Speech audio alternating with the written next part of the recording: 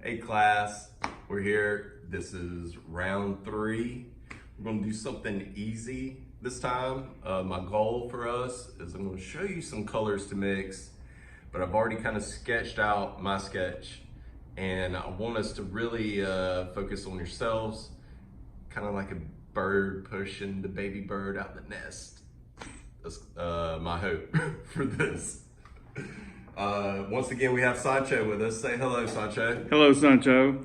And Sancho will be recording us. Sancho, please zoom in. Now, this is a lot more elaborate sketch than we're used to. And I did kind of mix up a purple and like a violet muted tone and went in, did everything that we've ever talked about. You're just not going to see me sketch because I want your own sketch and I want you to do it on your own because I'm not going to be there with you all the time. Uncle Steven, Teacher Steven, whatever you want to call me. Some have called me Art Daddy. Oh, that's an awful name though when I say it out loud. Anyway, I want us to have fun. I'm going to go through some of these colors real quick and maybe not all of them.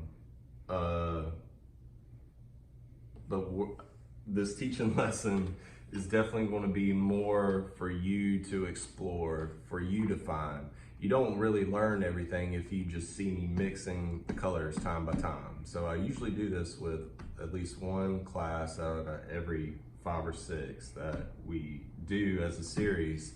So this one is on your own a lot more than the others.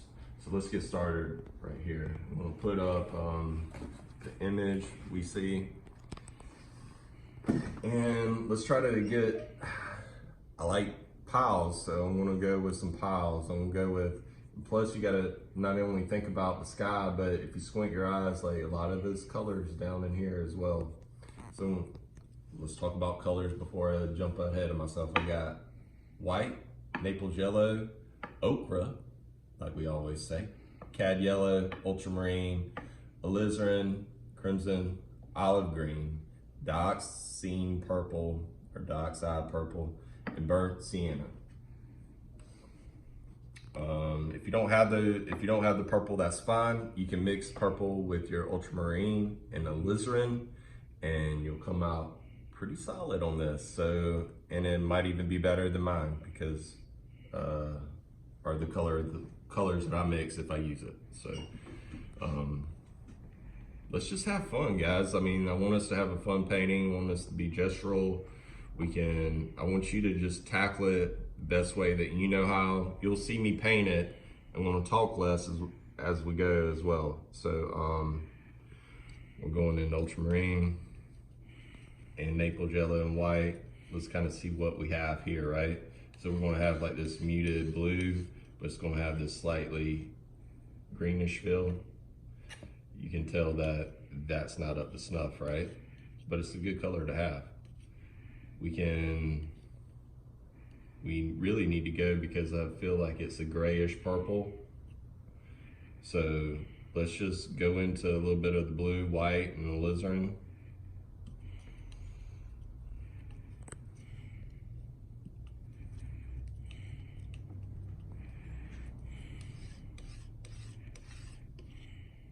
And we have something pretty good there. I feel like if I slap it down, it looks pretty good to me. It might be a little bit darker there, but that's fine because I feel like this image printed out a lot lighter than the image on the phone.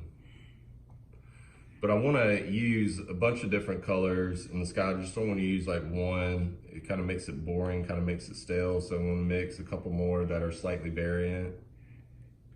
Might go into the purple and blue. We'll come up with this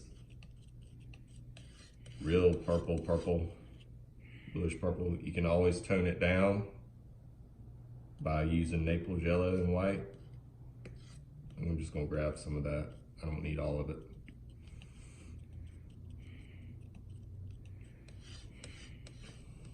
So I might have something slightly more purple than what I have here.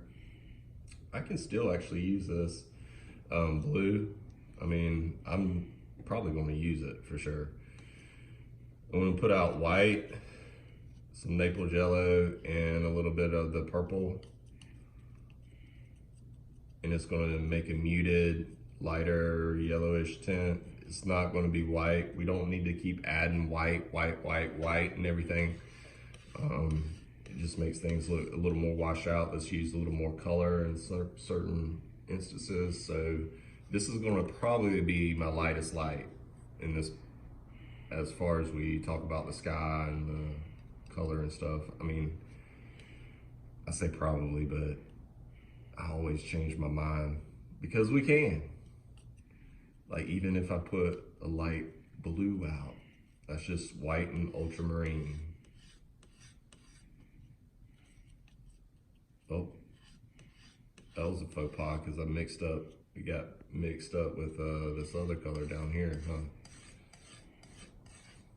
We'll just save that one for later. We can mix it up and see what it comes up with, which is very useful. It's just a more muted, slightly darker, earthier violet. I am going to put a blue down though, and white.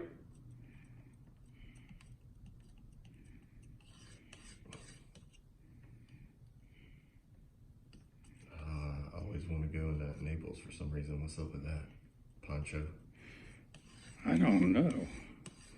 It's a See, this blue can be in there as well. I feel like this is a good kind of tonality for what I want. If I do want something lighter, I can always grab a lighter color later. And a lot of times you don't know until you're painting, but I'm not going to show you again, but I will talk about it. You found a lot of different colors in that one paint, in that one picture. Yeah, and I feel like we could use a lot of that in there too. That's what makes it interesting, isn't it? Gives it life.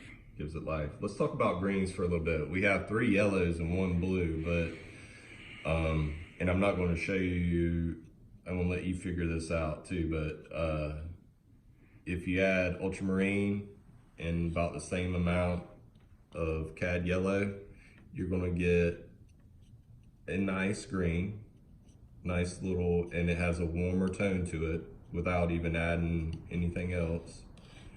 And it's a pretty good tone, probably for some of this area. If you have ultramarine, same amount of, let's say, ochre.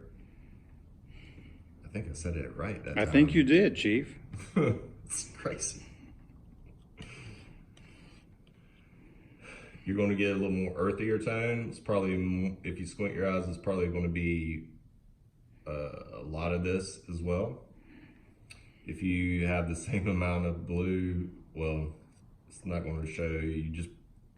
Usually if you're using Naples yellow, you're going to put in a little more Naples yellow or just a little bit to tone up the piece. But if you put in the same amount, you can tell like how all 3 of those yellows interact differently, so differently with the blue. And that's just color by nature. And what I want you to get at is, all right, so let's say I add a little more yellow to the pile that was the cad yellow. You get something different. If you were to add a little more ochre to the pile that was the ochre, you're going to get something definitely lighter as well. And if you add something more Naples to the blue and Naples, then you're going to get a lighter version as well. So these are the colors that I'm going to really be strictly working with. There are some warmer colors, like some of these warmer tones, like there's like this reddish hint. I do have alizarin out, I do have burnt sienna. I don't know if I'll use them, but what's going to end up happening is, what if I just put 2 yellows, sort of about half each, the cad, ochre, and a little bit of that alizarin. It's really strong. Maybe a little more. Now I have a brighter, earthier, like warm color that looks like I can dull it down some. how do I dull it down? Well, I can go into a darker color. Like, let me just go into the green. That's probably a little more of everything. I can go in there. It'll dull that color down. I can also go into purple. It'll dull it down. Did not do a bunch of any. You always want to, if you're trying to change a color to a specific color, always do little as possible first, like, it'll usually work out for you. This area back there is a little bit peachier, so definitely alizarin, maybe just ochre and white. And this is a miss, like we're really working with our atmospheric perspective or perceptive here. Trying to use words that I can't even pronounce, guys. It's horrible. But what we're doing is, what if I made a peach color that's really high in chroma, right? And then add some of our air, like we were talking about last time, how our sky usually reflects everything. You could almost even just put in some of the sky color on everything and be pretty good about it. It'd be nice. Transition. It's probably a little bit deeper than that.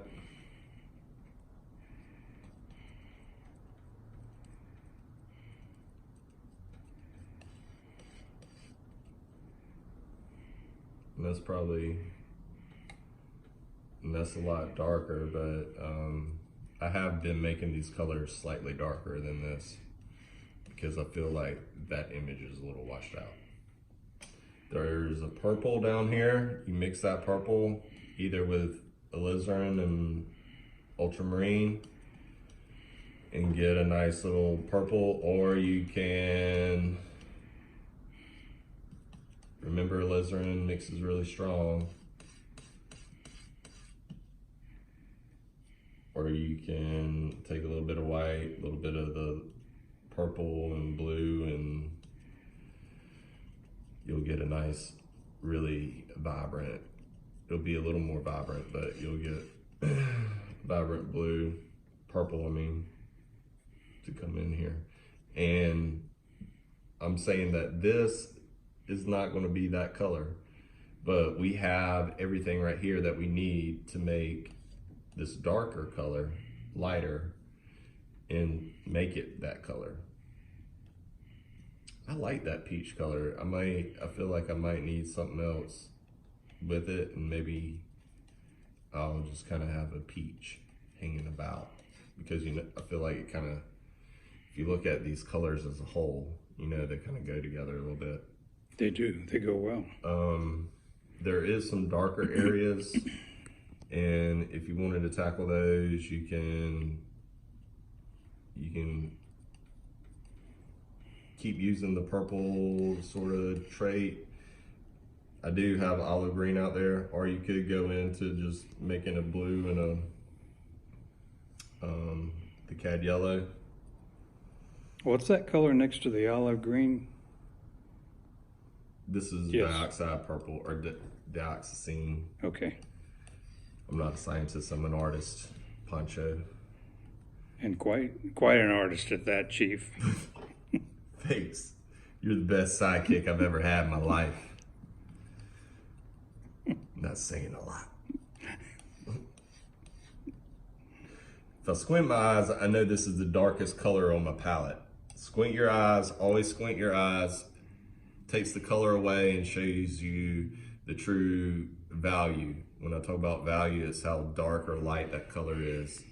If you talk about chroma, like you would say that this has more chroma than this chroma because it's pure. It's more pure to the color that's around it. It's brighter in color.